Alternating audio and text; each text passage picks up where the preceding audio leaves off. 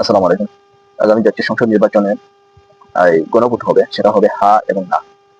তো হা না ভোট কারা চায় আপনারা জানেন। আমি আবার বলতেছি, না এর প্রতীক হলো এই খুনি হাসিনার প্রতীক। না এর প্রতীক হলো এই ফ্যাসিস্ট গুম খুন হত্যাকারী হাসিনার প্রতীক।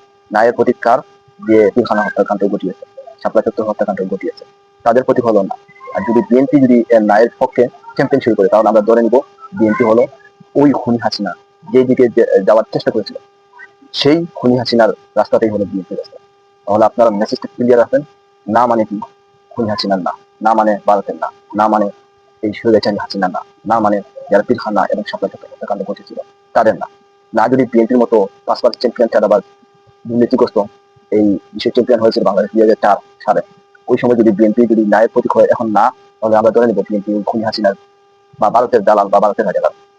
তাহলে এই ক্যাম্পেইনটা হবে আমাদের হা এর ক্যাম্পেইন। আগামীতে আমরা চাই বাংলাদেশ পরিবর্তন হোক। হা গণভোট কিন্তু হা হলো বাংলাদেশের সংস্কার এবং নতুন বাংলাদেশের প্রতীক হলো হা। সুতরাং যারা ন্যায়ের পক্ষে থাকে এরা হলো ভারতের রাজাকার, এরা হলো খুনি হাসিনা রাজাকার, এবং এরা হলো ভারতের দালাল, এরা হলো খুনি হাসিনার স্বৈরাচারের দূষর। সবাই ভালো থাকবেন।